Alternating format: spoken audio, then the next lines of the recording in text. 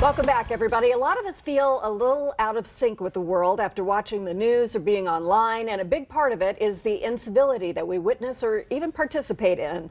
May is Civility Month, so we thought we'd go straight to an expert on this topic. Author, trainer, and speaker Diana Damron is going to help us overcome polarization and encourage civil behavior. Welcome. Thank you. It's so interesting and great that you've focused on this, because I think a lot of people, as you have mentioned, think civility is a thank you note or, choosing the right fork at dinner, but it's actually this really foundational thing that holds our society together. How do you define civility? I define civility as the consistent communication of respect. So it takes work, right? Because it's the consistent communication of respect, whether or not we look alike, whether or not we live the same way, whether or not we agree. And right now what we've got is conditional civility. As long as you and I are on the same page, we will show respect to one another. If we don't agree, if you don't do what I want you to do, well, that's entirely different. And people actually feel entitled to do so. Absolutely. Which is a problem, because why? Well, civility really has to start here with me, and the tendency right now is I expect you to show civility to me, so I'm waiting for it to come from you, where in reality I have to initiate it. It's all upon me. And so we're not going to get started with any kind of change moving from incivility to civility unless we take full responsibility for it. Well, and it kind of gets to this independent core of ethics, right? That what's good or bad is not who's doing it, but what we're doing. We hold ourselves to the same standard that we hold others to, which I like about your reasoning. And you've actually studied the ways in which people's depression and anxiety and work productivity are affected by non-civil behavior, even if they're just witnessing it. Yes, it's amazing. And civility, I consider very misunderstood and undervalued. And I started this, Margaret, because I was a target in a toxic environment.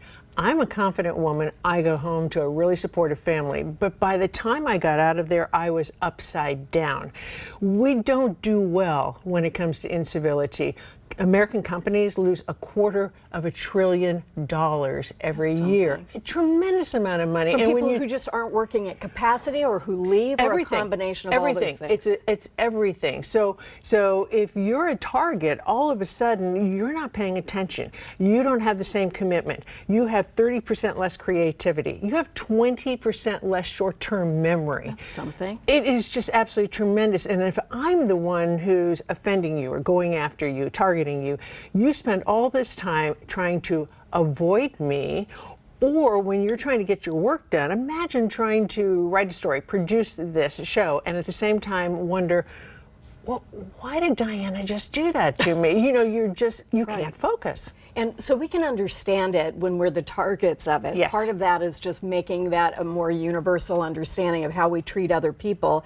And you say that civility is a cornerstone of trust, and that really we can't get through our day. We have to trust other drivers, other people that we work with, everybody in the world to, do the right thing. Right. I consider civility as the vehicle to trust. Really, we begin to trust people who treat us well. We're not going to trust anyone who doesn't treat us well. And in business, it's so important that we understand that civility isn't something that, it'd be nice to have in the workplace. It's not an extra. No, it's not an extra. It absolutely must be a commitment. That sounds so good to me. I mean, that it's not optional, because we live in this uncivil world where it's really hard. And even if you're civil, somebody else may not be back to you, and you need to have a reason to stay within your own guidelines, despite what may be happening. You do for yourself. And you also have to spell out what the expectation is. What does civility look like? What does it sound like? And then you have to have leadership that models that behavior, which we all need. So you have 5 tips on civility based on the word civil. C means to choose. What are we choosing? We're choosing civility. From the very beginning of any kind of interaction, or the beginning of the day, I'm going to make the choice for civility. Which makes a lot of sense. You may have a complaint, you may have a problem, but if you start from a place of civility, you have a better chance. Absolutely. This is not for people who go online just to argue with people, which drives me nuts. With strangers. Arguing with strangers. I know. I is for identity. And identifying who you truly are. And when I was in my toxic environment, I identified myself as a victim. that's not a way to really unleash civility if you think that you are being victimized. So it's really important that you identify yourself as far as from a position of strength, and also identify yourself as somebody who truly values civility, which brings you to the next letter. Exactly, which is V, value. Value civility. I think there's two ways of looking at this. Value civility in terms of another human being. We can affect one another so deeply. And value the bottom line of the organization. Right. Well, and in your personal life, what a good thing to communicate that respect and trust to another person who feels better for having dealt with us that day, which is a nice feeling to have. I is for invite.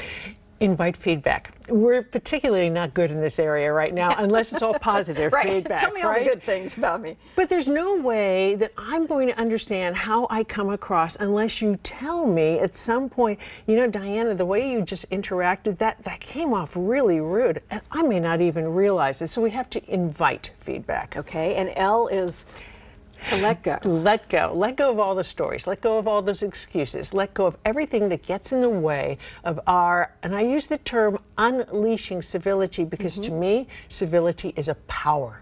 It is a social power for good and for the feeling you have inside yourself. So as you look at interactions that people have on social media, and I've like steadily reduced the amount of news I watch, the places that I watch, I read more than I watch television on certain topics, that kind of thing.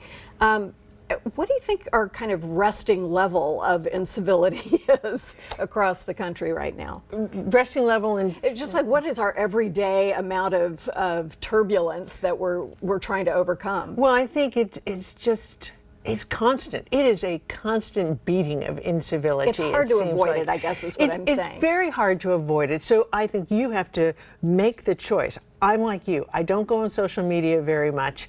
I mean, I'm on there, but there are people that I just know, okay, I'm just going to keep right on scrolling on that. You can scroll by just if you want to. scroll by. I don't need to get involved in that conversation. And again, it comes to choice. You have to be very specific in your choices.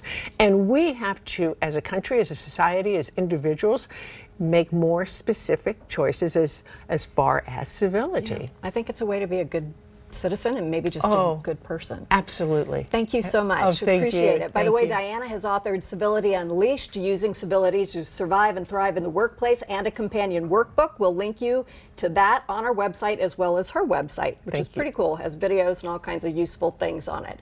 Up next.